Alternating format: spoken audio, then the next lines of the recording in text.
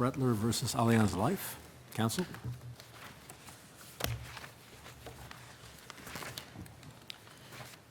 Good afternoon, Your Honor. David Ben Chaim, Kew Gardens, New York.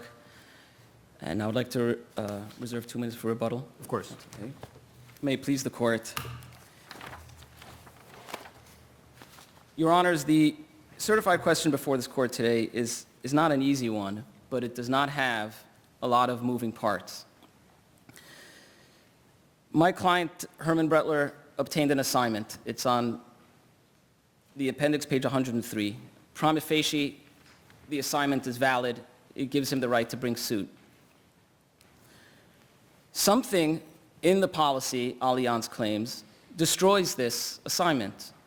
By definition, that would make this provision in the policy an anti-assignment clause, as it strips Mr. Brettler with his standing.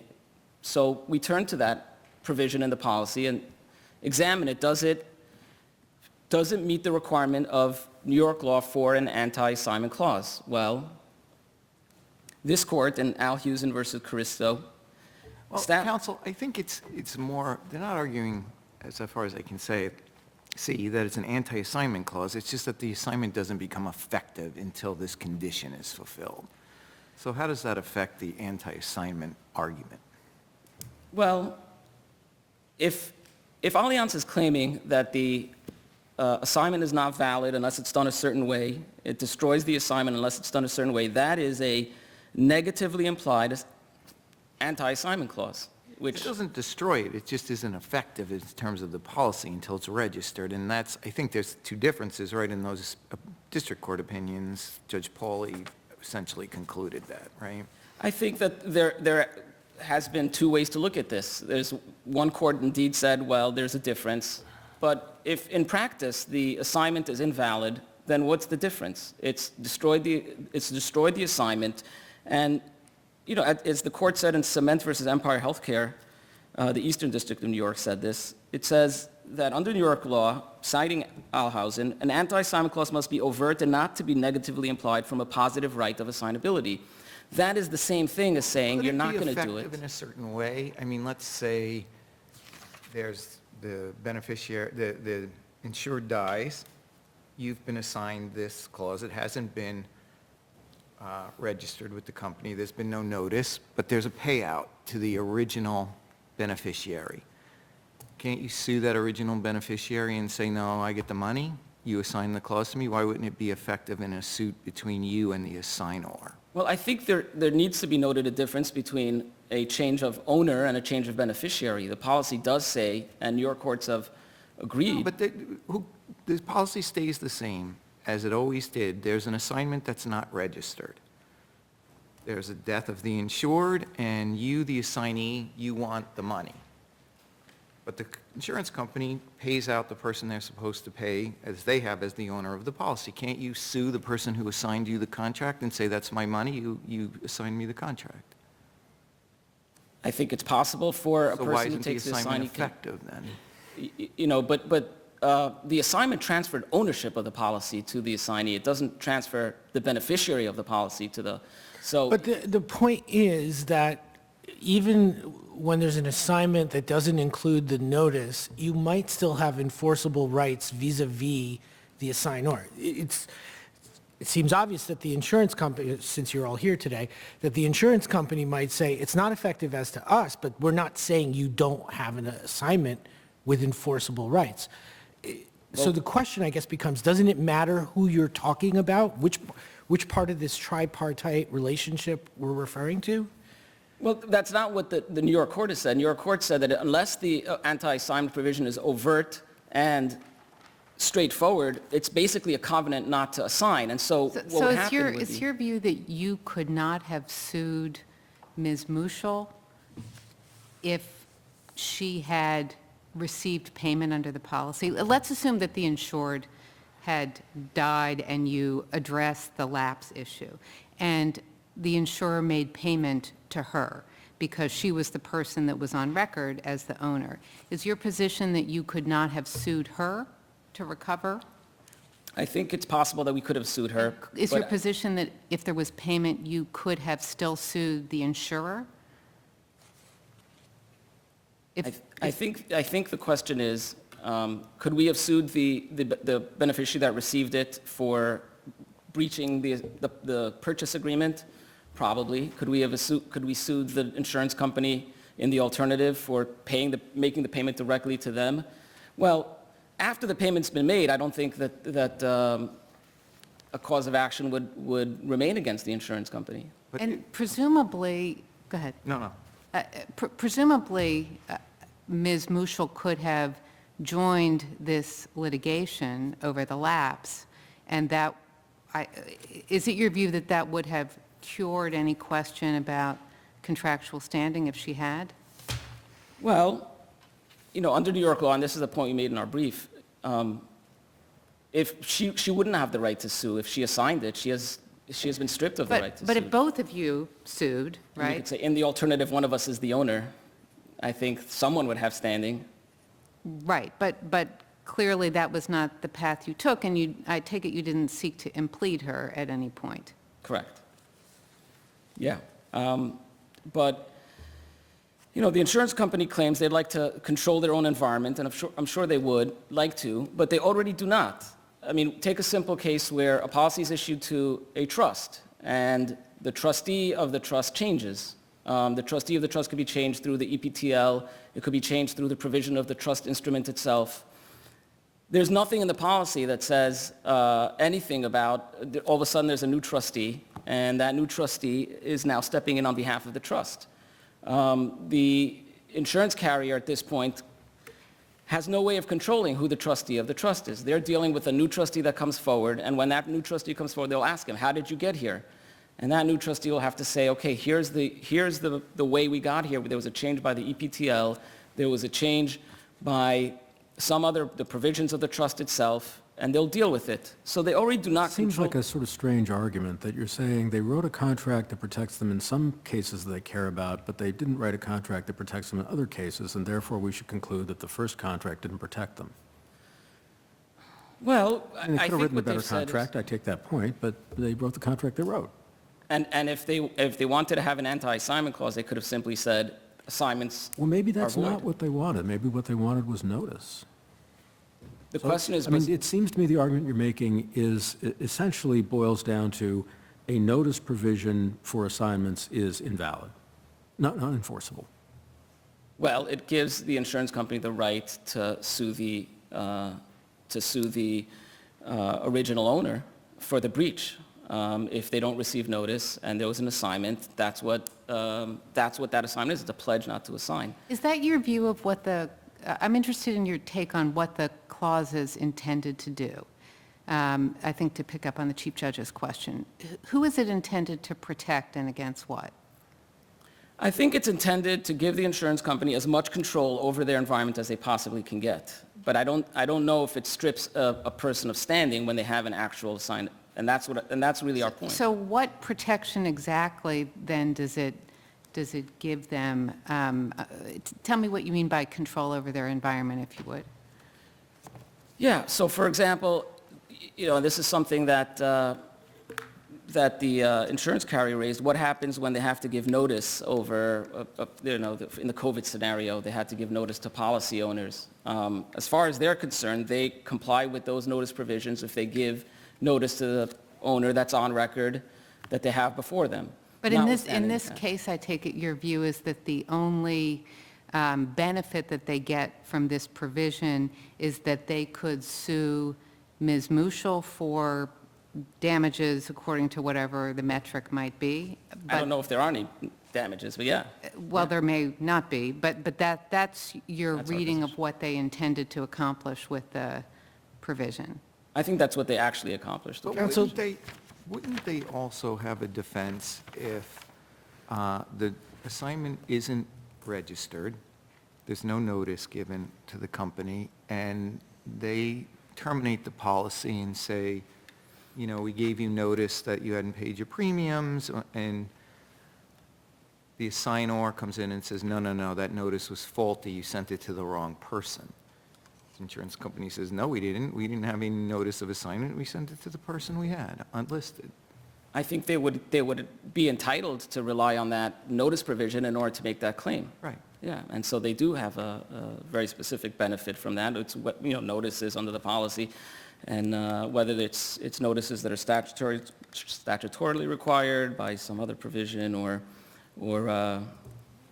by the policy terms themselves, like a notice of a grace notice, they would be protected. We gave notice to the last owner on record. That doesn't change the fact that someone else might be able to obtain standing through an assignment. In your view, what would be the legally correct consequence vis-a-vis your client of the failure to file the notice contemplated in the policy in this case? In the scenario that happened here, is it nothing? Nothing.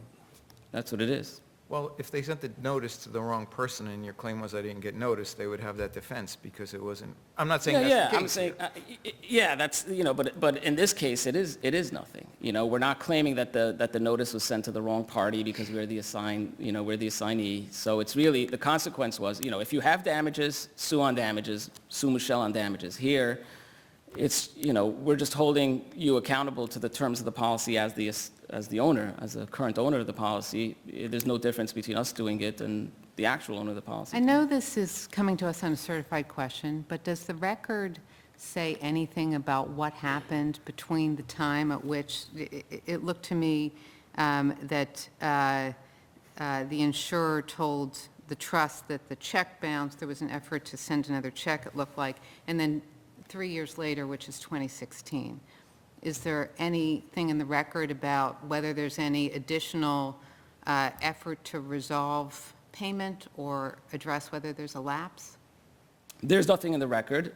What has evolved through not only this litigation, but the other two litigations which arose out of between Allianz and policy owners, this is one of 3 policies that were issued on this insured to 3 different policy owners by Allianz.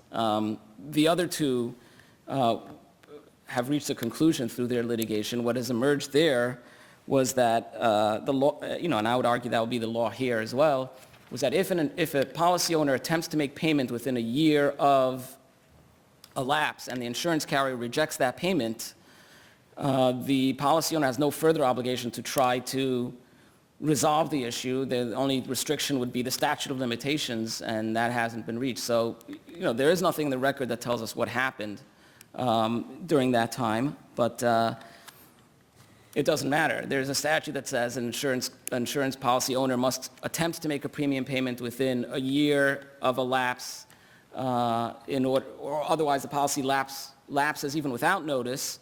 There was no statute of limitations issue There isn't. here. So was there anything to prevent you, once they raised this whole notice issue, from, you discontinuing your first action, giving them the notice, and then just suing again? With the same plaintiff? No, I don't know if there would have been. I think at that point, I think, and this is just conjecture, but I think that, and it is based on my experience, is that Allianz would have said, we don't change owners after a policy's lapsed. But, taking Allianz's argument today, I don't think there is. That's the thing you anything. wanted to litigate, the lapse, right? Correct, yeah. So, it's our position that the plaintiff does have standing, and I'll reserve the rest of my time. Thank you.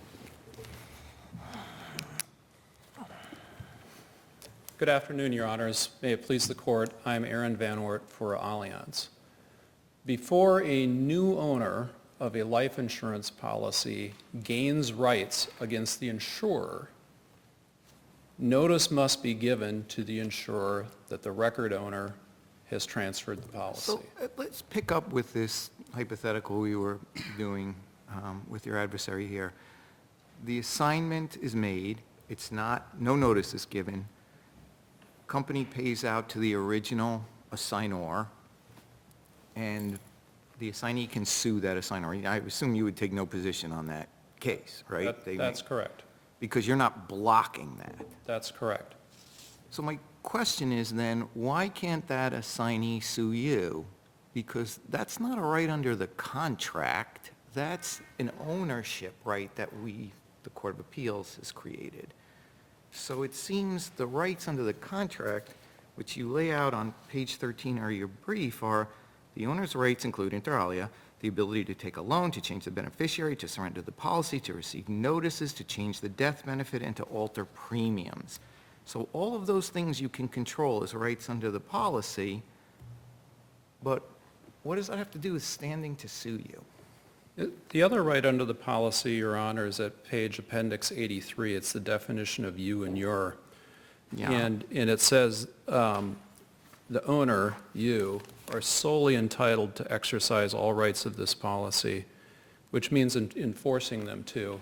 And, Your Honor. Why isn't that the rights you laid out in your brief? Because the rights of the policy are those, it seems to me, arguably. And the right to sue, the standing right, is a common law right.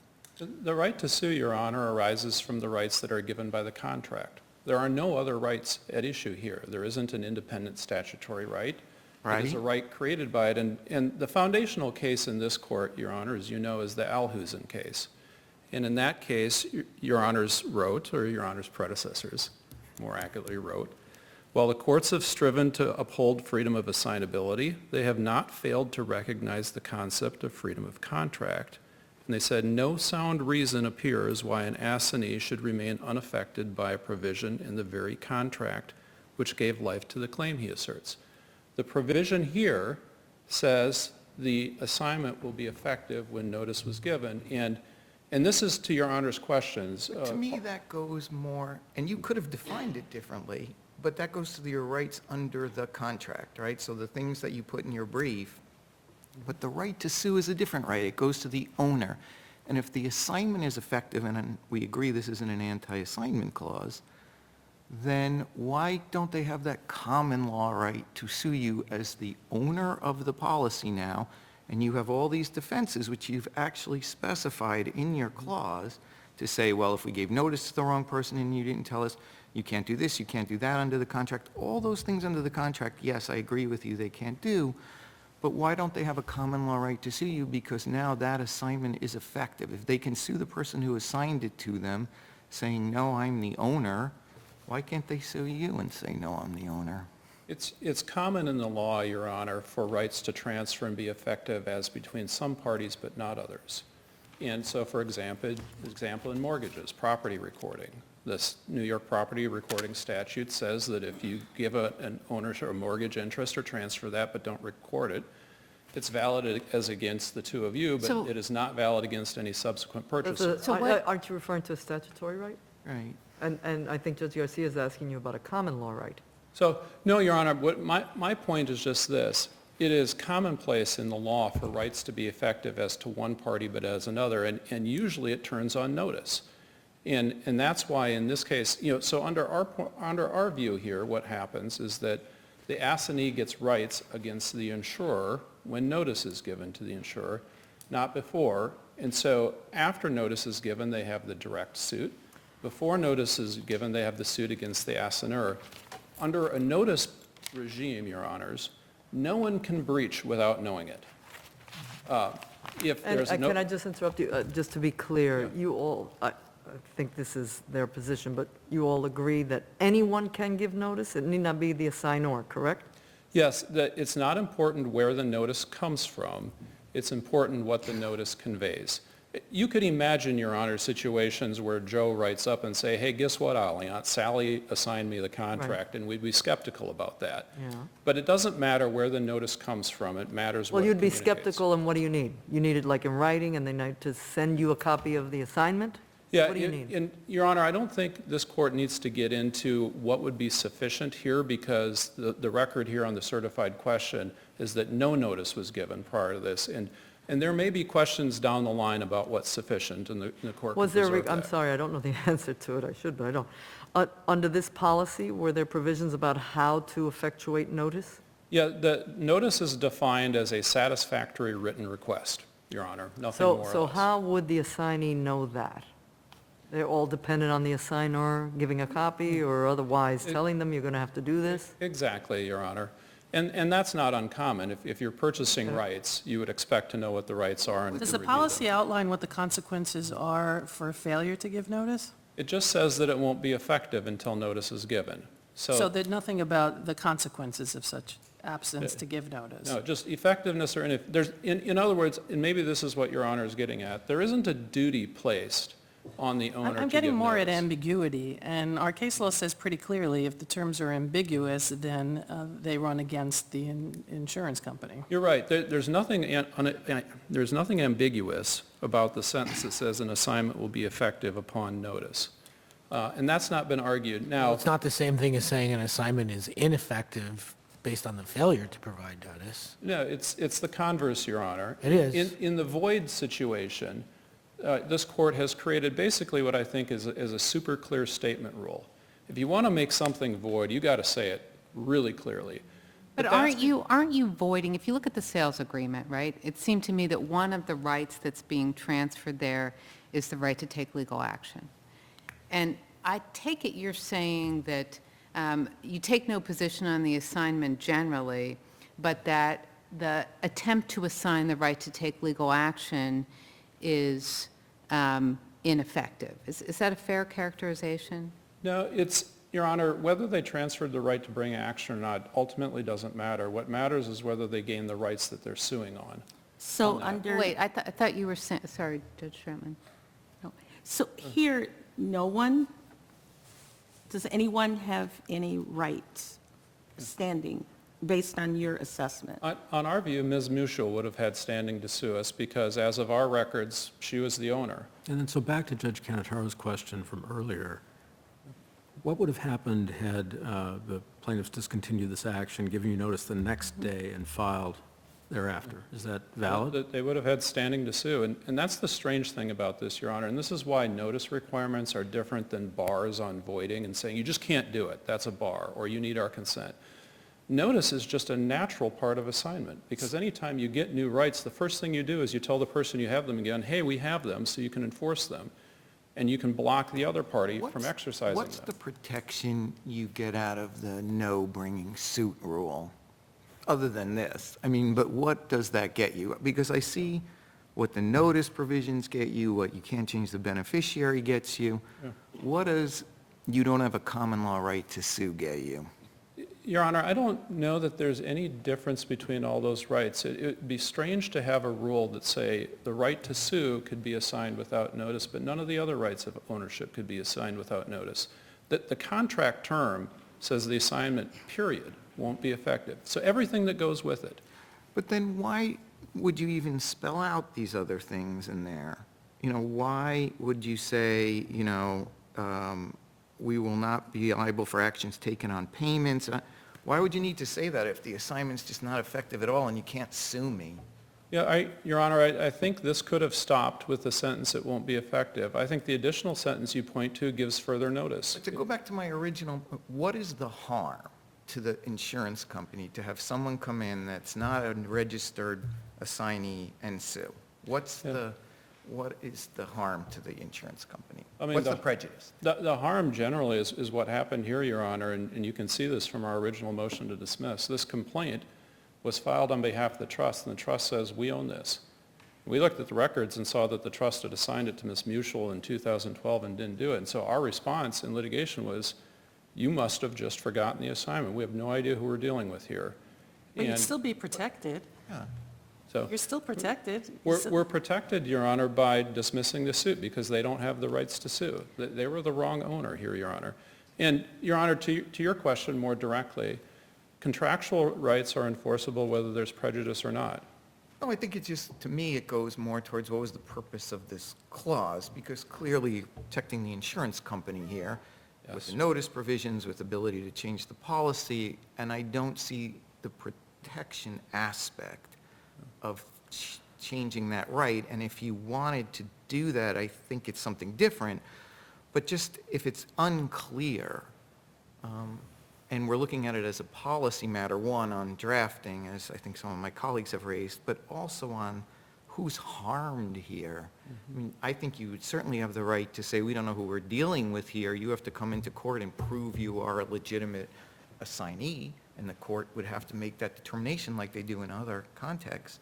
But why just bar them from the courthouse? I don't see the prejudice to you, whether you're sued by the original the original beneficiary or owner or the assignee, what's the prejudice to you? It's the same claim. You have all your defenses you would have if the assignment hadn't taken place. Yeah. Yeah, I hear Your Honor, and because this is coming here on a certified question, the federal courts have decided that what mattered is the rights as they existed when the complaint was filed, not anything that changed later. And so it's coming to here in this cabin thing. They decided that if this were coming and if this were an issue of amending the complaint and all of that, it would be very different. Okay. The question here, though, is simply the one, if there is a policy provision saying the transfer is not effective until notice, and notice hasn't been given, is that enforceable? Yeah, but there is confusion in that, because maybe you can explain to me the point of the other two sentences. We will record your assignment, we will not be responsible for its validity or effect, nor will we be liable for actions taken on payments made before we receive and record the assignment. Now it strikes me that it's not just about notice, it's about the actual recording of the assignment. Yes, Your Honor, and so just to go through, we will not be responsible for its validity or effect. That's to the point of Your Honor's questions and others. We aren't getting in the middle of the assigner and the assignee. That's up to them. And then after that, it's we will not be liable for actions taken or payments made before we receive and record the assignment, which is if we make a payment to the record owner, because the record owner asked to cash out or asked something, we will not be held liable for that if we weren't told there's a different owner. And this is the thing, Your Honor, Well, if you weren't told, then you record the assignment. Yeah. There is another step you have to take. You're right, Your Honor, and I think the enforceability... Why doesn't that create confusion or ambiguity about this provision? I don't think it creates any ambiguity. It's not a pure notice, provision, this is a notice and recordation provision. Yeah. To get full protection, going to Judge Garcia's point, the Yes. real protection requires the recording, which I'm not sure that you need whatever kind of notice you're saying you need, but So, Your Honor, It's a little on odd. this one, if this were a fact situation where we had received notice but not recorded it, yeah. and we're saying, well, it wasn't effective because we didn't record it, I think that would be a very different case. What if they didn't give you notice, but they recorded it themselves? Well, the recording, there isn't any place to record it other than with us, Your Honor. There isn't any So public that's what you're register. referring to. Recording with you is Yes. notice to you. Yes, it's the company What does that actually mean? recording it on its books for purposes of regulatory purposes. okay. That's what that means, That's what Your you Honor. meant by that. Okay. But to go back to the main point here, under the regime they propose, the Allianz could breach this contract without knowing it. It could, the existing record owner could cash out, and under their view, the rights had transferred, and that would be a breach. The existing owner could reduce it to fully paid-up status, and there's actually a new owner that we didn't, I think and that'd that's be a Wasn't your breach. exactly action what against you're the owner? protected against. Yeah. I think that's exactly what Yeah. this clause protects you against. I agree, Your Honor, and the way it does it is by enforcing what it says, which is rights don't transfer until notice. That's why there's no breach. Otherwise, if they did transfer, there would be a breach, and then we'd have a But stop I think the question is, No. is there a distinction between the substantive rights that you're identifying and the right to sue? And I take it you're saying there isn't, but tell us why, if you would. Our view, Your Honor, is that there isn't for two reasons. Number one, the contract doesn't distinguish between the two in terms of what's effective or not and what's transferred or not. And second, the right to sue doesn't do any good unless you have the rights that you're suing on that. And if those haven't been assigned and they aren't under this clause and there's no public policy reason to override that, that's why we think it's ineffective. May I ask one last question, Chief? Yeah. I take it you're saying you're agnostic as to whether the assignment transfers rights as between Ms. Muschel and the trust. That's correct, Your Honor. But if under your reading, the trust can't sue you, then what meaningfully has been effectuated by any assignment? Because the assignment really just has to do with any rights vis-à-vis you, I think. Yeah. So let me be clear. We're not taking a position in this case on whether this assignment was effective or not, because it's not in the record. We don't have standing. But as a legal matter, Your Honor, under New York law, If you assign something, it's effective, and so the trust could sue Ms. Mutual, But not you. but not us, and that's the difference. You gain rights as to the people who have notice. You don't gain rights as to the people who don't have notice, and you need to do that to make this enforceable so that life insurers are not breaching unknowingly. Again, isn't the breach between the assignor and you, and that's where any claims lie, but that they should be able to bring, 'cause it's you just conceded it, the assignment, there is an assignment under New York law. No, Your Honor, and there's no duty on an existing owner to give notice to us. There's no breach by the owner if they don't give notice. We aren't suing them on that. This just says the consequences of what happens, and this is why in the reply brief, the plaintiff's reply brief at page 5, they concede that if Ms. Mutual borrowed from the trust before they gave Allianz notice, they say, quote, "That is a risk that the trust undertakes at its own peril." Why is that? Because they haven't met it. Under a notice regime, only the people who know can breach. People who don't know can't breach. It is administrable. It's what the policy says.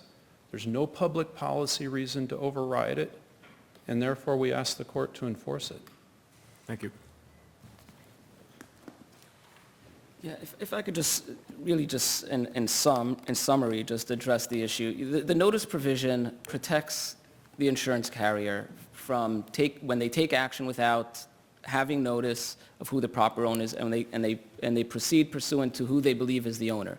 The notice provision protects them that their actions are considered valid if they've, and so if a trust, in our case, the trust takes an assignment and fails to record it with the insurance carrier, and the insurance carrier deals with the prior owner and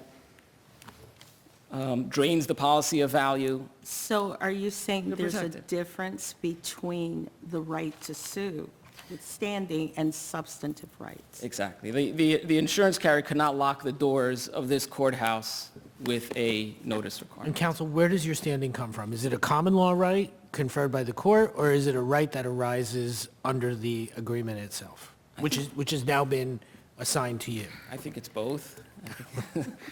Okay. Thank you. Thank you.